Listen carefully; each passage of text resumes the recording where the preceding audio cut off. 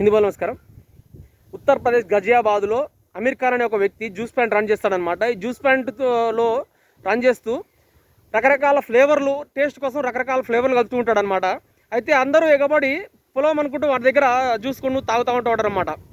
అయితే మీరు అనుకుంటుండొచ్చు, అరే నీకేం పనిలేదురా, హిందువులు జ్యూస్ ప్యాంట్ కాడికి వెళ్ళి తాగితే తప్పేది, ఒక ముస్లిం దగ్గర తాగొద్దు అని అనుకుంటారేమో. సరే, నేను మీకోసం ఈ వీడియో చేస్తున్నాను, చూడండి ఒకసారి. అక్కడ జ్యూస్ ప్యాంట్లోకి వెళ్ళి ఎక్కడ నువ్వు టిఫిన్ సెంటర్కి వెళ్ళి ఫుడ్ తినొచ్చు, ఇంకేమైనా చేయొచ్చు, జ్యూస్ ప్యాంట్కి వెళ్ళి జ్యూస్ కూడా తాగొచ్చు. దీంట్లో ఎటువంటి తప్పు లేదు, దీనికి మతాలతో సంబంధం లేదు. కానీ చూడండి ఒకసారి, వీడు ఎంత నీచానికి దిగజారిండో.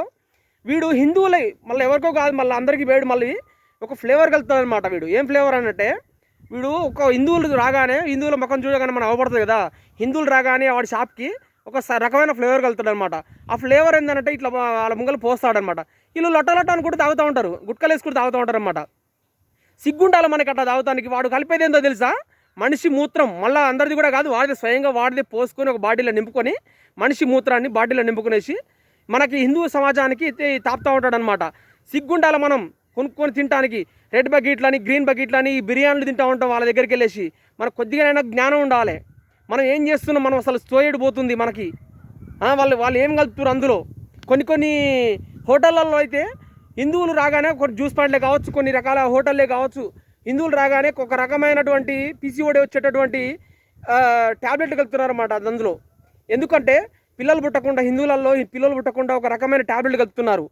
చూడండి, ఈ గజియాబాద్లో వీడు అమీర్ ఖాన్ అనేటోడు ఏ విధంగా చేసిండు, మనిషి మూత్రం కలిపిండనమాట. మనిషి మూత్రం వాళ్ళ ముంగలే కలుపుతున్నా కానీ కనీసం ఊహ కూడా అందుకుంటా వీళ్ళు లొట్ట కూడా తాగుతారు అన్నమాట, గుటకలు వేసుకుని తాగుతూ ఉన్నారు.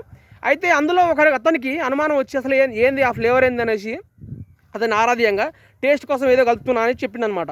అదే టేస్ట్ కోసం కలుపుతున్నట్లు ఏదేదో ఒక రకంగా వేరే విధంగా కొడుతుంది అనేసి దాన్ని తీసుకుని ముక్కుగాడు వేసుకుని వాసన చూస్తే అది మనిషి మూత్రం లెక్క కొట్టింది.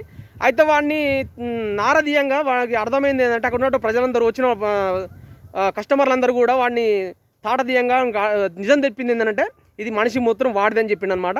అయితే ఇది పోలీసు వాళ్ళకి అప్పచెప్తే పోలీసు వాళ్ళు కూడా వాడిని అరెస్ట్ చేసి తీసుకెళ్ళిరన్నమాట. వానికి ఇక అక్కడ ఉంది మరి ఎవరు, మరి యోగి కాబట్టి వాడిని అరెస్ట్ చేసిరు. లేదనంటే ఇక ఇక్కడ వీళ్ళే కస్టమర్లే వీడిని అనవసరంగా ఒక మైనారిటీ వర్గానికి చెందినటువంటి వ్యక్తిని కొట్టిండు అనేసి వీళ్ళని రివర్స్ కేసుకి పెట్టి అరెస్ట్ చేసి ఉండేది. వాళ్ళు వేరే ఏ సోకాల్డ్ సెక్యులర్ పార్టీలు అయితే ఉంటాయో వీళ్ళందరూ కూడా ఉంటే, అక్కడ ఉత్తరప్రదేశ్లో యోగికి బదులు బీజేపీ బదులు ఉంటే వేరే వాళ్ళు ఉన్నట్టయితే ఏమంటే మళ్ళీ ఈ వీళ్ళ మీద రిటర్న్ కేసులు పెట్టి మనం అరెస్ట్ చేసేవాళ్ళు.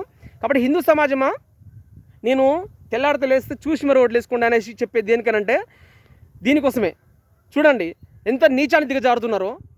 మరి తినే తిండిలో, తాగే జ్యూస్లలో రకరకాలుగా ఎన్నో విధాలు, ఎన్ని రకాలుగా చేయాలో అన్ని రకాలుగా ఈ ఫ్లేవర్లు అంటూ ఉత్సాలు కలుపుతున్నారు. వాడి మూత్రం స్వయాన వాడి మూత్రం కలుపుతున్నాడు. హోటళ్ళల్లో ట్యాబ్లెట్లు కలుపుతున్నారు పిల్లలు పుట్టకుండా.